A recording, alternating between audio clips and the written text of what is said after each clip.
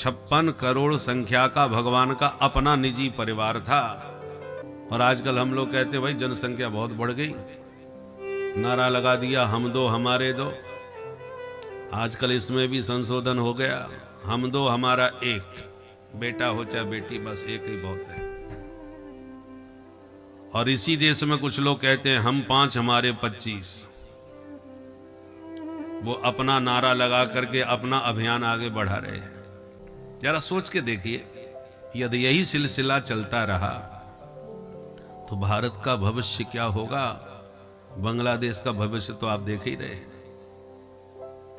आप और हम तभी तक सुरक्षित हैं इस देश में जब तक बहुसंख्यक हैं।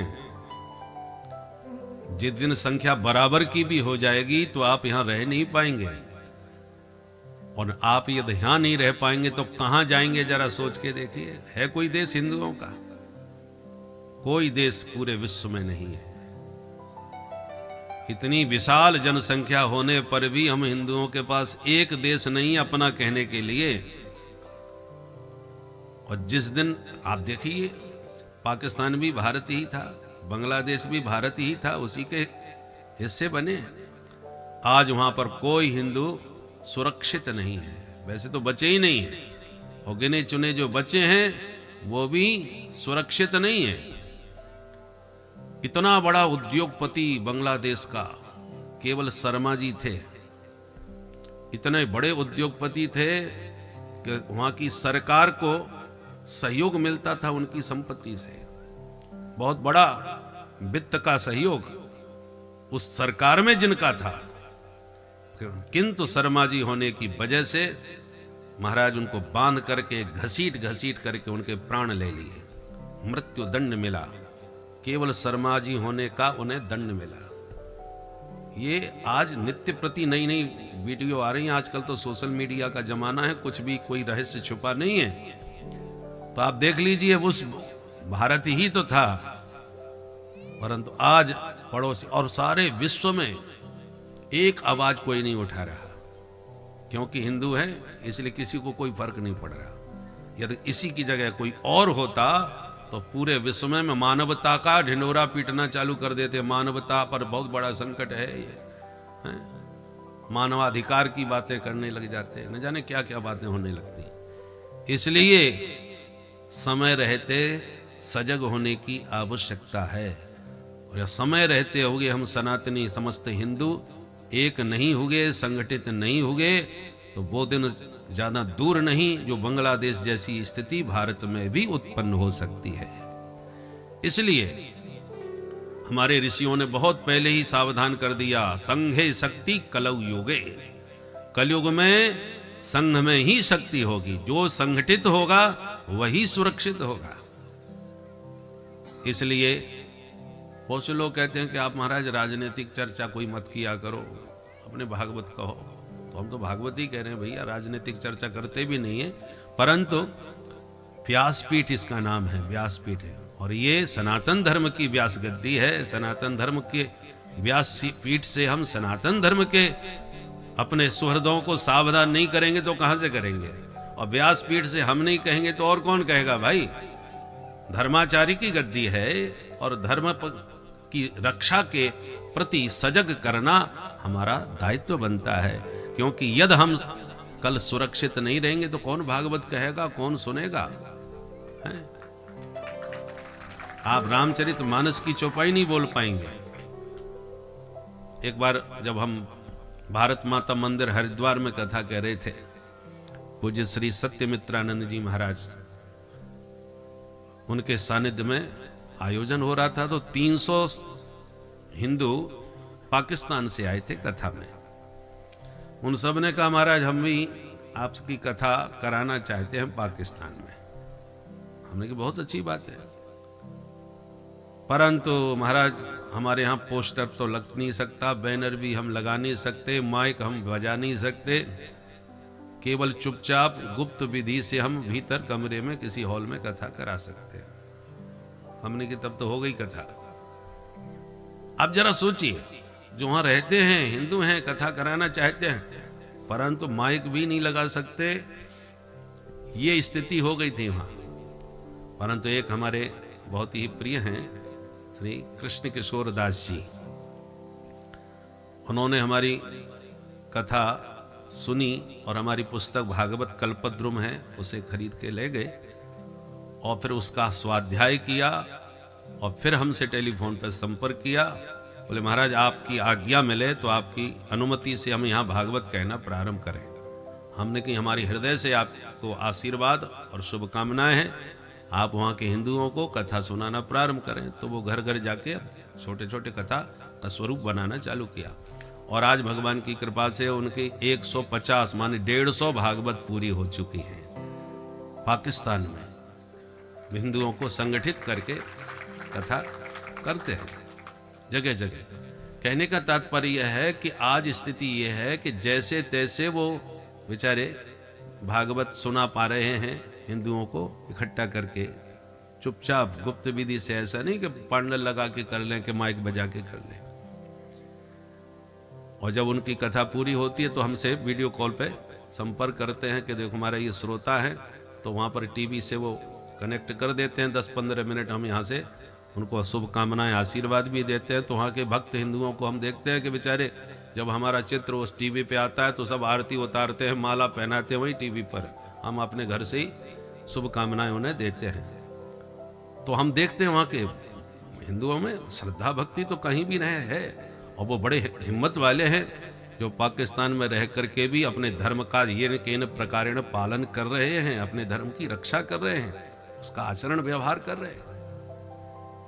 तो हम सारे विश्व में घूम भी रहे हैं और सब देख भी रहे हैं। उस सबके अनुभव के आधार पर आपसे कह रहे हैं कि हम लोग अपनी निद्रा को अब खोलें, सावधान रहें और जो सनातन हित में कार्य करे उसी को अपने वोट का आशीर्वाद दे करके सजग सबल बनाएं।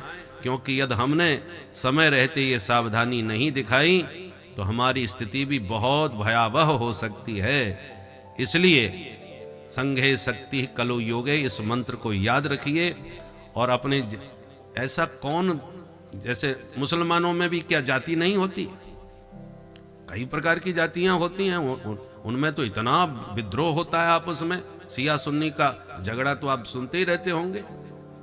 इतना सब एक दूसरे के विरोधी हैं, परंतु जब उनका इस्लाम संकट में आता है तो सब अपना विरोध भुला करके एक छत्र के नीचे आ जाते हैं, सब संगठित हो जाते हैं। सिर्फ मुसलमान रहते हैं, कोई उनका भेदभाव नहीं रह जाता जब दूसरे पर बात आवे। ये बात महाभारत में भी लिखी है। महाभारत में, अब कथा तो लंबी है पर संकेत में कहें कि दुर्योधन आदि कौरव और युधिष्ठिर आदि पांडव दोनों विरोधी थे।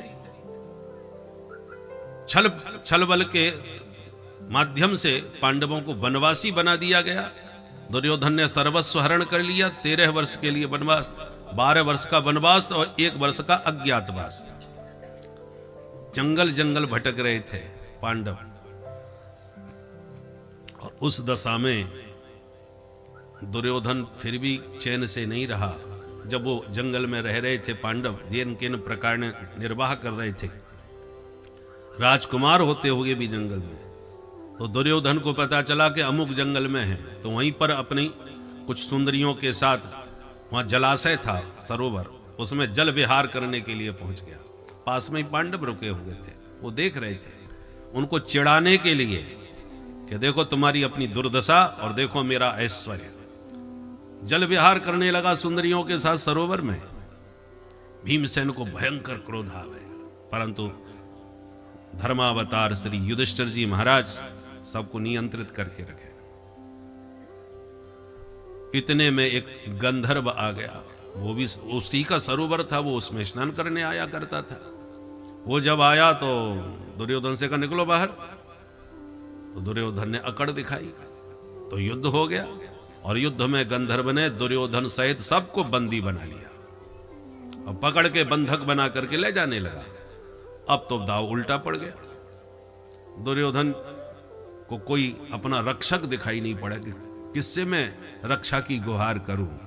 तो एकमात्र पांडव ही थे वहां पर, दूसरा कोई था ही नहीं जो उसकी सहायता कर सके। तब दुर्योधन रोया, चिल्लाया, आवाज लगाई, भैया, युधिष्ठिर जी को पुकारा कि भैया मैं संकट में हूं, मेरी रक्षा करो, जैसा हूं बुरा भला जैसा भी हूं तुम्हारा भाई हूं। जब रोया चिल्लाया युधिष्ठिर जी ने सुना और उधर अर्जुन और भीम ने सुना तो भीमसेन तो नाचने लगे, बहुत अच्छा हुआ, बहुत अच्छा हुआ है? लाठी भी नहीं टूटी और सांप भी मरा। इस दुष्ट को ऐसा ही दंड मिलना चाहिए, मरने दो। परंतु युधिष्ठिर जी ने डांटा, बोले देखो हम आपस में भाई भाई हैं, भाइयों में बैर विरोध होता रहता है, मनमुटाव भी हो जाता है, तो हम आपस में लड़ें तो हम 5 और वो 100, परंतु यदि बाहर का व्यक्ति हम पर आक्रमण करता है तो उन बाहर वालों के लिए हम 105 हैं, 100 और 5 नहीं। अपना आपसी मतभेद भुला करके हमें एक हो जाना चाहिए। कोई विधर्मी या कोई दूसरा विजातीय हम पर आक्रमण करता है तो, और आदेश दिया कि इसी वक्त जाओ मेरे भाई को बचा के लाओ। बड़े भाई का आदेश मिला तब भीम अर्जुन गए, युद्ध में गंधर्व को पराजित किया और दुर्योधन को जीवन दान दिया, दुर्योधन के प्राण बचाए। उस समय युधिष्ठिर जी का वचन है कि आपस में हम 100 और 5 हैं, परंतु बाहर का आक्रमण करे तो उसके लिए हम 105 हैं। और उस संदर्भ में कहा गया, और आज यही स्थिति है। जब हिंदुओं को काटा जा रहा है बांग्लादेश में, तो ये नहीं पूछा जा रहा कि तुम पंडित जी हो कि ठाकुर साहब हो, कि तुम दलित हो कि आप व्यापारी हो, कुछ नहीं पूछा जा रहा। सिर्फ ये देखा जा रहा है कि तुम हिंदू हो, बस हिंदू हो तो कटोगे। और इसलिए आजकल नारा बड़ा प्रसिद्ध हो रहा है, बटेंगे तो कटेंगे। ये ऐसे ही नहीं कहा हवा में, बहुत सोच समझ करके सही नारा दिया है।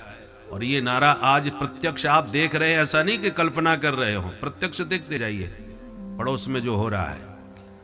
और केवल वहां बांग्लादेश में हो रहा है सो बात नहीं, उसी से लगा हुआ बंगाल में भी स्थिति यही बन रही है। बंगाल की स्थिति भी बिल्कुल ऐसी ही है, परंतु हम लोगों को कुछ पता नहीं, और पता भी चल जाता है तो फिर भी लोग आजकल धर्मनिरपेक्षवादी केवल हिंदू हो गए हैं। हम तो धर्मनिरपेक्ष हैं, कोई हम सभी धर्मों को मानते हैं। ये ऐसा बोलने वाले सिर्फ हिंदू मिलेंगे, बाकी और कोई नहीं है, और सब अपने अपने धर्म पर दृढ़ हैं। केवल हम लोग ही ऐसे हैं जो ज्यादा निरपेक्षता, धर्मनिरपेक्षता की बातें करते हैं, परंतु जो धर्मनिरपेक्ष बन रहे हैं ऐसी स्थिति बनने पर वो भी बच नहीं पाएंगे।